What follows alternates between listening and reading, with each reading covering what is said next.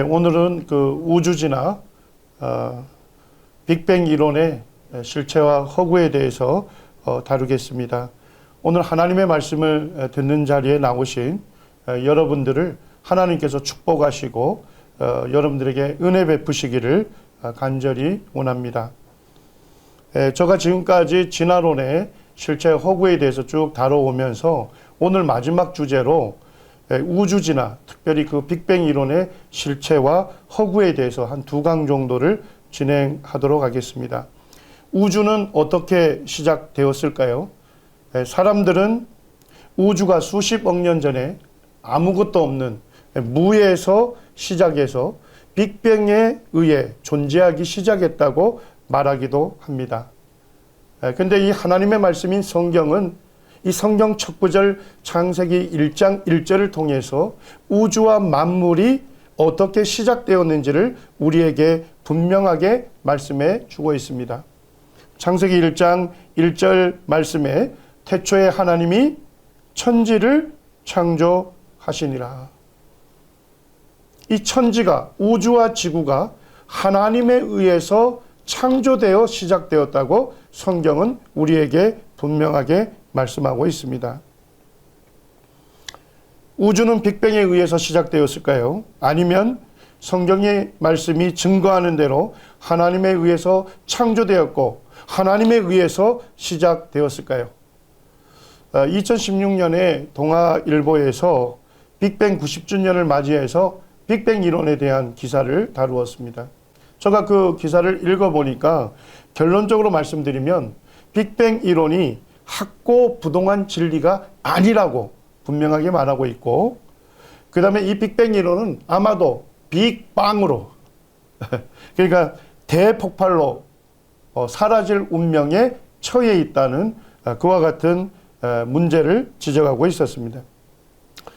제가 오늘 이제 이 내용들을 본격적으로 진행하기 전에 이 무신론자인 리차드 도킨스 교수와 같은 대학의 과학자인 그 존 레녹스 교수 간에 있었던 논쟁에 대해서 좀 소개를 하겠습니다. 여러분들이 잘 알다시피 리차드 도킨스는 하나님을 믿지 않는 무신론자일 뿐만 아니라 또 하나님을 믿는 사람들에 대해서 매우 공격적인 그와 같은 도전을 하는 무신론자입니다. 그리고 이제 존 레녹스 교수는 이 리차드 도킨스와 동일한 대학의 그 교수입니다. 옥스퍼드 대학교 교수이고 그는 예수 그리스도를 믿는 그리스도인입니다. 그리고 영국에 있는 형제단 교회에서 목회자로 섬기고 있습니다. 이 두 사람이 논쟁을 했는데 그 논쟁의 주제가 과연 과학이 하나님을 매장시켰냐 하는 주제로 논쟁을 했습니다. 오늘날 우리가 서점을 가게 되면 그곳에 수많은 책들이 있죠. 그리고 베스트셀러 칸을 보게 되면 오늘날 과학이 창조주 하나님을 더 이상 믿을 수 없다고 주장하는 그와 같은 논조의 책들이 많이 그곳에 있습니다. 이 찰스 다윈이 썼던 종의 기원이 아직까지도 우리말로 번역이 돼서 읽혀지고 있을 뿐만 아니라 이 무신론자인 리차드 도킨스가 쓴 만들어진 신이라는 책이 오랫동안 우리나라의 베스트셀러였습니다. 그리고 우주에는 신이 없다. 이런 책들이 즐비하게 있습니다. 우리가 볼 때는 이미 과학계에서 하나님이 존재하지 않았다는 것을 증명한 것처럼 수많은 일반인들에게 잘못된 그런 내용들을 전달하고 있습니다. 존 레녹스 교수는 오늘날 과학이 창조주 하나님을 매장시켰다면, 정말 그렇다면 오늘날 과학자들이 하나님을 믿는 것은 불가능할 것입니다. 그런데 오늘날 최정상급 과학자 중에서도 하나님을 믿을 뿐만 아니라 예수 그리스도를 믿고 그분을 섬기는 많은 과학자가 있다는 것을 우리에게 소개하고 있습니다. 먼저 매우 이력이 비슷한 최정상급 과학자 2명을 소개하겠습니다. 첫 번째 사람은 왓슨입니다. 이 왓슨은 DNA가 이중나선 구조로 되어 있다는 것을 최초로 발견하고 이 공로로 노벨상을 수상한 과학자입니다. 그리고 이분은 인간 게놈 연구소 이전에 그 소장을 맡았던 이력이 있습니다. 또 한 사람을 소개했는데요. 그것은 프란시스 콜린스입니다. 이 사람은 오바마 대통령 때 미국 국립보건원 원장을 지냈고 2012년에 인간 게놈을 최초로 작성했던 사람입니다. 그리고 현재 인간 게놈 연구소 소장으로 재직하고 있습니다. 여러분들이 볼 때 이 두 과학자는 어떤 레벨인지 아시겠죠? 최정상급 과학자일 뿐만 아니라 이력이 매우 비슷한 두 사람입니다. 그런데 왓슨은 하나님을 믿지 않는 무신론자이고 프란시스 콜린스는 하나님을 믿는 기독교 신자일 뿐만 아니라 자기가 예수 그리스도의 은혜로 말미암아 제사함 받고 구원받은 거듭난 그리스도인이라고 자신의 믿음을 간증하고 있는 사람입니다. 하나님에 대한 견해의 차는 그들의 세계관의 차이지 과학의 문제가 아니다는 것을 금방 알 수 있는 것입니다. 정말로 과학이 하나님이 없다는 것을 증명했다면 어떻게 최정상급 과학자가 하나님을 믿을 수 있겠습니까? 오늘날 우리 고등학생들이 배우고 있는 과학책을 융합과학교과서라고 이름을 지었습니다. 2011년부터 이 융합과학교과서를 만들어서 오늘날 우리 학생들이 배우고 있는데요. 이 과학교과서의 제목, 이 챕터를 보게 되면 1장에서 우주의 기원과 진화를 가르칩니다. 2장에 가게 되면 태양계와 지구의 진화를 가르칩니다. 3장에서는 생명의 진화를 가르칩니다. 어떻습니까? 최초에 어떻게 우주와 물질과 에너지가 생성이 됐는지부터 시작해가지고 오늘날 어떻게 사람으로 진화되어 갔는지 그 모든 과정을 뭐로만 설명하는 거예요? 진화론으로 설명하는 것입니다. 이 융합과학교과서를 만든 목적을 거기서 분명히 밝히는데 이렇게 얘기하고 있습니다. 빅뱅으로 우주가 탄생한 뒤 입자가 만들어지고 태양계와 지구가 생기며 그 지구에서 생명의 탄생과 진화를 거쳐 오늘날 인간이 살아오기까지의 과정을 시간 흐름의 스토리텔링으로 풀어낸 것이다. 이렇게 얘기하고 있습니다.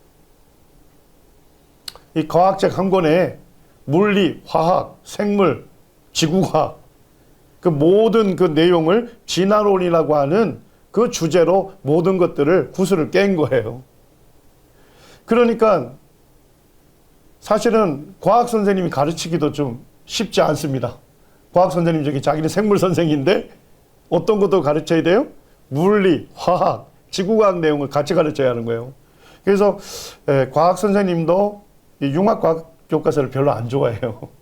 그 다음에 이제 뭐냐면 학생들도 이 융합과학 교과서로 배울 때 굉장히 어렵게 느껴집니다. 왜냐니까 이 한 가지 한 가지가 다 매우 복잡하고 굉장히 어려운 주제들이기 때문에 이 융합과학 교과서에서는 이것들을 좀 쉽게 가르치려고 노력은 하지만 학생들이 이 모든 내용을 다 이해하기는 쉽지 않습니다. 그래서 학생들은 이 책을 배울 때 모든 내용이 다 이해는 되지 않지만 적어도 뭐는 습득해요? 오늘날 모든 것들이 다 진화되어 온 존재들이구나. 그것만 학습을 하게 되는 것입니다. 이 슬라이드는 이 융합과학 교과서를 개발한 단장님이 과학 선생님들에게 소개한 도식입니다. 거기에 보면 빅뱅에 의해서 우주가 시작이 됐다. 이렇게 얘기하고 입자로 진화됐고 그 다음에 그 입자들이 뭉쳐서 은하가 되고 지구로 진화했다는 것입니다. 그리고 이제 지구의 물들이 이제 식어가면서 생명체로 진화됐다는 거예요. 이걸 화학진화라고 합니다.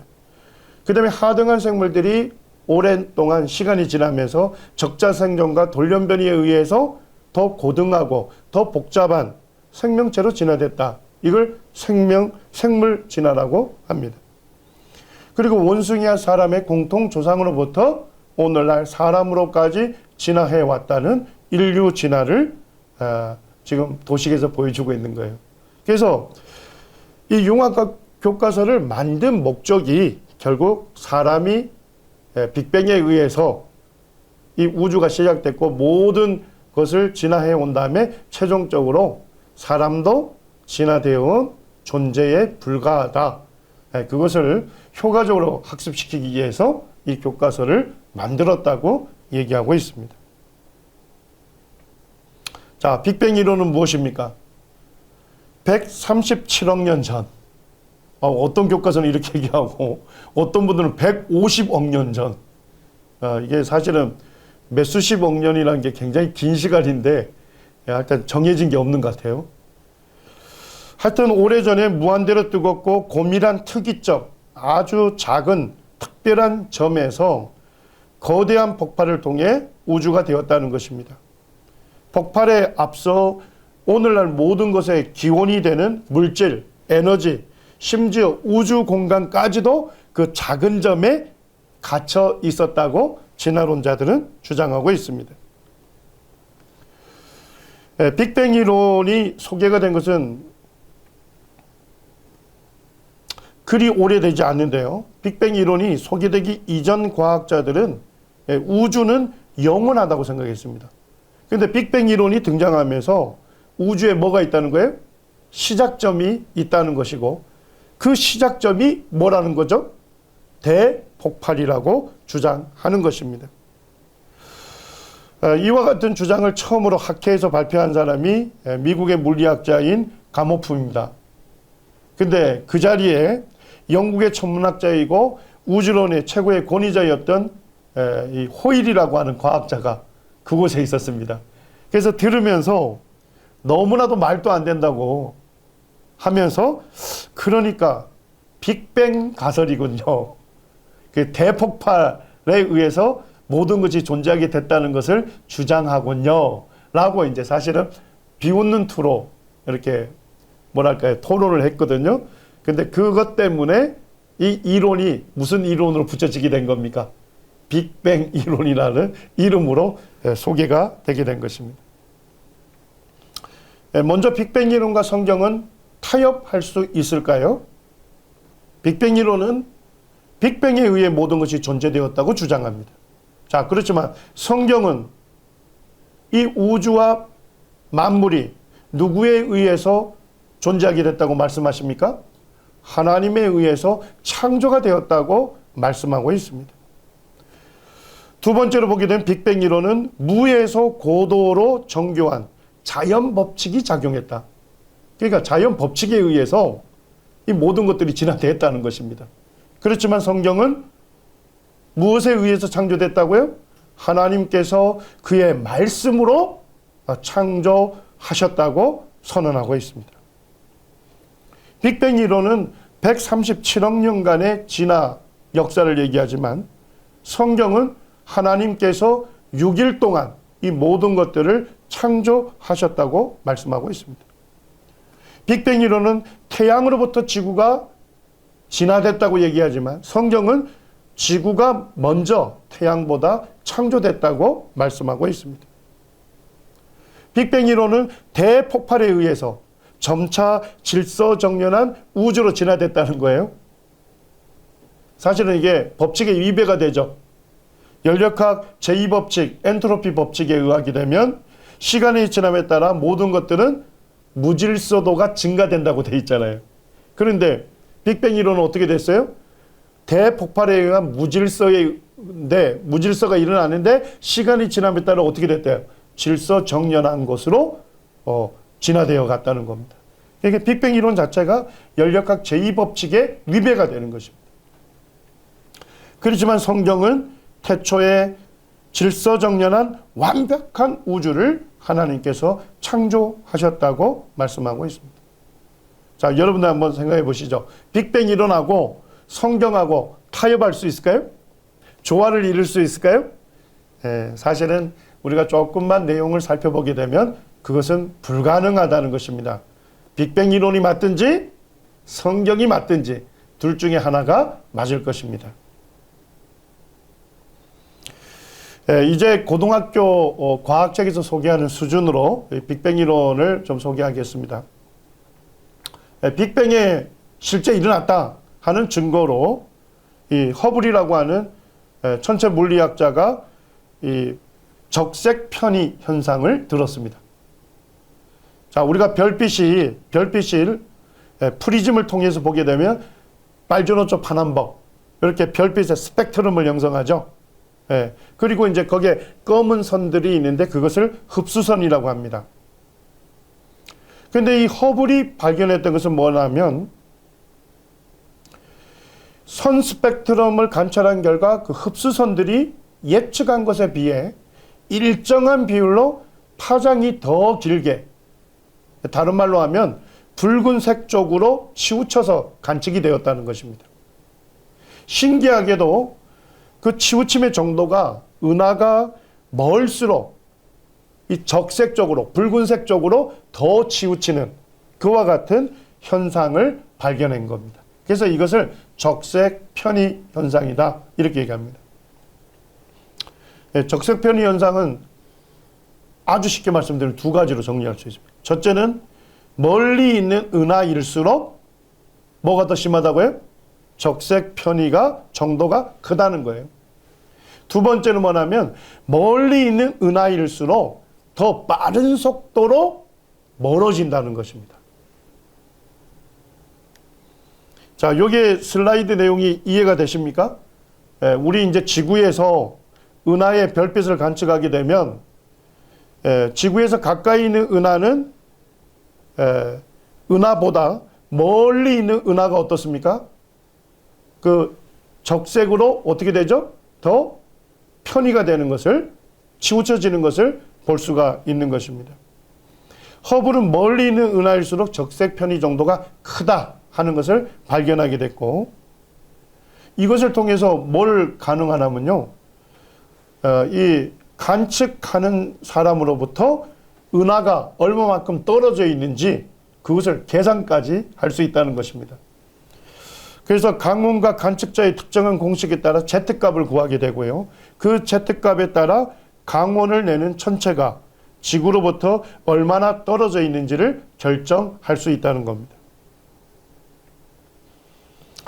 그 다음에 이제 허블이 만든 공식에 의하게 되면, 자, 지금 이제 존재하는 그 은하들이 얼마만큼 거리에 위치하느냐, 그거에 따라 뭐가 결정이 된대요?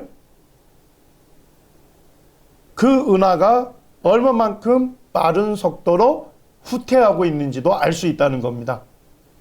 그래서 멀리 있는 은하일수록 멀어지는 후퇴 속도가 뭐하다는 거예요? 빠르다는 것입니다. 쉽게 말씀드리면 우리 풍선이 있죠. 풍선에다가 100원짜리 동전을 본드로 붙여보시기 바랍니다. 그러면 이 100원짜리 동전을 은하라고 생각하시면 돼요. 그리고 100원짜리 동전과 동전 사이에 공간이 있겠죠. 요거는 은하와 은하 사이에 있는 공간이라고 생각하면 됩니다. 자, 그러면 우리가 풍선에다 바람을 불 수가 있겠죠. 자, 바람을 훅 불면 100원짜리 동전이 팽창합니까? 팽창 안 하죠. 은하는 팽창하는 것이 아니라는 거예요.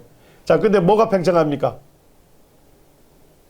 동전과 동전 사이에 있는 공간이 어떻게 되죠? 팽창이 되는 거죠. 그래서 멀리 있는 은하일수록 사이의 공간이 넓어서 어떻게 된다는 거예요? 빠르게 멀어진다는 거예요. 그러니까 후퇴 속도가 빠르다 하는 것을 발견한 겁니다. 자, 그러면 거꾸로 한번 생각해 보시죠. 자, 지금 시간이 지남에 따라 멀리 있는 은하가 빠른 속도로 후퇴하고 있죠. 자, 그러면 시간을 앞으로 가면 어떻게 될까요? 점점 고무풍선이 줄어들겠죠. 그러면 어떻게 더 돌리고 더 이전으로 돌리면 한 점으로 모아지겠죠. 이해가 됐습니까? 여기에서 빅뱅 이론의 아이디어를 얻은 겁니다. 그러니까 그 한 점에서 뭐예요? 대폭발에 의해서 이 우주로 팽창했다 하는 것을 얘기하는 것입니다. 그래서 빅뱅 이론이 맞으려면 결국 뭐가 맞아야 합니까? 적색 편의 현상이 사실로 드러나야만 빅뱅 이론이 가정하는 것이 맞다고 볼 수 있는 것입니다. 자, 그 다음에 이제 빅뱅 이론의 두 번째 증거로 우주 배경 복사를 얘기하고 있습니다. 이 우주 배경 복사는 빅뱅이 순간 발생한 열로 인해 38만 년 되었을 때에 남겨진 희미한 전자파를 말한답니다. 빅뱅 이론가들은, 진화론자들은 이 우주의 양끝이 어떻습니까? 너무 멀기 때문에 이 양쪽 끝에 있는 그 온도가 서로 교류할 수가 없다는 거죠. 그래서 이분들이 가정한 건 뭐냐면 우주 배경 복사의 일부는 고온점을 가질 거고 또 다른 일부의 지점은 아마도 냉점을 가질 것이다. 그러니까 쉽게 말씀드리면 뭐예요? 우주 전체가 비슷한 온도가 아니라 너무 넓기 때문에 특별한 온도들을 서로 가지게 될 것이다. 이런 가정을 내렸습니다. 그래서 이 천문학자들이 이 콥스라고 하는 위성하고 WMAP라는 위성을 통해서 우주 배경 복사를 측정했습니다. 자, 측정 결과는 진화론자들이 가정했던 것과 일치했을까요? 예, 재밌는 것은 뭐냐면 관찰한 결과는 빅뱅 이론자들의 예측과는 완전히 반대였습니다. 우주 전반적으로 거의 같은 절대온도 2.K도가 관측이 되었고 약간의 온도 변화만을 가진 것으로 측정이 됐습니다.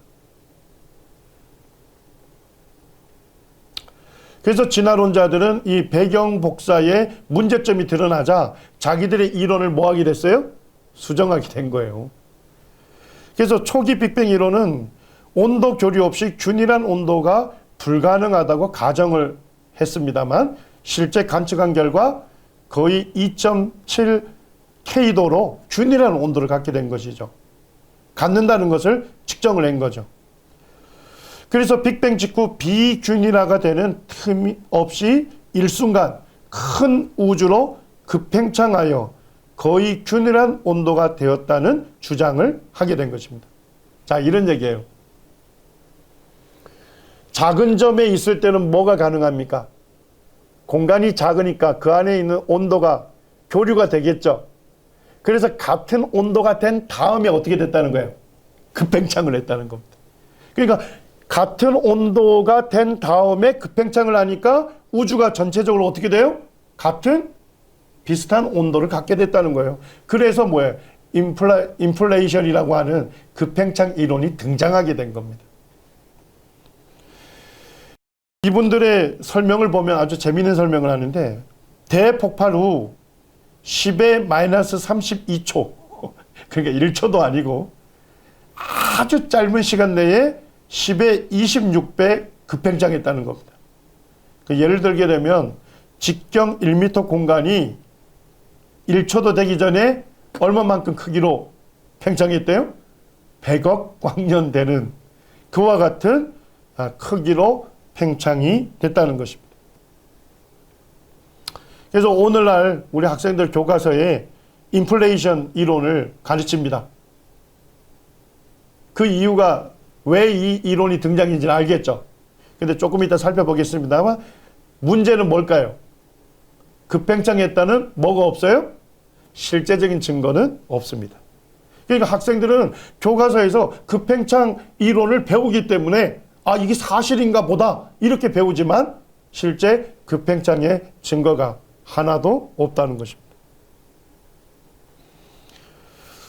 2002년 4월호 그 디스커버지에서는 재밌는 것을 커버 이미지로 실었는데 거기 보니까 10의 마이너스 33초일 때의 실제 우주의 크기를 여기다가 표시를 했습니다. 빅뱅 이후에 10의 34초가 됐을 때 요만한 크기의 우주였다는 겁니다. 이것이 이제 급팽창에서 오늘날과 같은 광대한 우주가 됐다고 증거하고 있는 겁니다. 근데 이 과학 잡지에서도 이렇게 얘기하는 거예요. 모든 것은 어디에서 왔는가? 라는 질문을 던지면서 그 안에 있는 내용에서는 이렇게 얘기합니다. 우주는 아무것도 없는 것에서 어떠한 것으로 폭발하였다. 이것은 점점 더 커져 어디서 온지도 모르는 물질들로 채워져 갔다. 이것이 가능한가? 그러니까 과학 잡지조차도 이 빅뱅 이론을 다루면서 야, 이게 과학자들이 얘기하는 그와 같은 이야기이긴 하지만 이게 실제적으로 과학적으로 가능할까 하는 의문을 던지고 있는 것입니다. 이제 빅뱅 이론의 그 문제점들을 좀 살펴보겠습니다. 제가 자료를 좀 조사하면서 매우 놀랐던 것은 뭐냐면 오늘날 과학자들조차도 빅뱅 이론 자체를 받아들이지 않는 과학자가 너무 많다는 것입니다. 2004년에 유 사이언티스트라고 하는 유명한 과학 잡지가 있습니다. 거기에 229명의 과학자들이 과학자 집단에 속한 과학자들에게 공개적인 편지를 보냈습니다. 그 편지의 내용이 뭐냐면 우리는 빅뱅 이론을 받아들일 수 없다는 거예요. 그러니까 빅뱅 이론 반대 서명을 먼저 229명이 하고 그 다음에 과학자들에게 그 서한을 보내서 동의 여부를 물었던 것입니다. 제가 그 성명서를 읽어보니까 이렇게 기록되어 있습니다.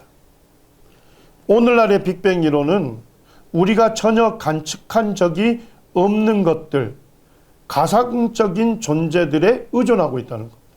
자, 이게 뭔 얘기냐면요. 빅뱅 이론을 살펴보면요.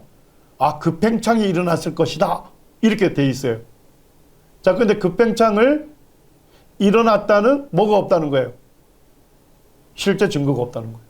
두 번째는요. 암흑 에너지가 있을 거다. 암흑 물질이 있을 것이다. 이렇게 가정을 했는데 지금도 깜깜합니다. 이 암흑 에너지와 암흑 물질은 발견된 적이 없습니다. 그러니까 빅뱅 이론은 전혀 관측한 것들이 없는 가상적인 존재들에게 의존하고 있다는 것이죠. 이런 가상 물질이 존재하지 않는다면, 뭐 예를 들어 암흑 에너지가 존재하지 않는다면, 암흑 물질이 존재하지 않는다면 천문학자들의 관측과 빅뱅 이론의 예상은 치명적인 모순이 생길 수밖에 없다는 것입니다. 빅뱅 이론처럼 이론과 관찰 사이의 간격을 채우기 위해 계속 새로운 가상의 물질들이 받아들여지는 경우는 다른 물리학에서는 없다는 것입니다. 이것은 빅뱅 이론의 타당성에 심각한 의심을 품게 한다는 이런 내용의 그런 성명서를 과학자들에게 보냈고 여기에 몇 명이 사인했다는 거죠? 544명이 자기들도 동의한다. 우리도 과학자지만 빅뱅 이론 과학적으로 수용하기 어렵다. 이렇게 서명을 했다는 것입니다. 고등학교 과학책에서는 우주의 78%가 암흑 에너지다. 이렇게 표현을 합니다. 그 다음에 23%는 암흑 물질로 채워져 있을 것이다. 이렇게 책이 서술이 돼 있어요. 근데 재밌는 건 뭘까요? 암흑 에너지와 암흑 물질은 한 번도 관찰된 적이 없습니다. 빅뱅 이론자들이 이렇게 생각을 한 거죠. 우주가 빅뱅 이후에 가속 팽창하려면 아까 급팽창했다 했죠? 빛의 속도보다 더 빠르게 팽창한 거예요. 그러려면 은하에서 끌어당기는 중력이 있을 거 아니에요. 그 중력과는 반대 방향으로 뭐 하는 힘이 있어야 돼요? 밀어내는 힘이 필요한데 그 힘을 누가 만든다는 거예요? 암흑 에너지가 만든다고 주장을 한 거예요. 자, 그런데 뭐는 발견하지 못했어요? 암흑 에너지 발견하지 못했습니다. 자, 그렇다면 빅뱅 이론을 역사적 사실로 받아들일 수 있을까요? 불가능한 것이죠. 그 다음에 이제 또 빅뱅 이론자들은 은하의 공전 속도를 측정을 해봤더니까 예상보다 어때요? 너무 빨리 돌고 있는 거예요. 자, 너무 빨리 돌다 보면 뭐 할 수 있어요? 튕겨나갈 수 있겠죠. 그래서 눈에 보이는 물질들의 중력만 따지면 은하가 자신의 속도를 견디지 못하고 뭐 할 수 있을 거다? 튕겨나가게 된다는 거예요. 그렇기 때문에 눈에는 보이지 않지만 빠르게 회전하는 은하를 붙잡아주는 물질이 있을 거다. 그래서 이 물질을 뭐라 했습니까? 암흑물질이라고 했습니다. 자, 그런데 암흑물질이 측정이 됐습니까? 측정된 적은 없습니다. 제가 이제 그 홈페이지를 찾아봤더니까 빅뱅 이론의 반대 성명서에 서명한 과학자가 544명입니다.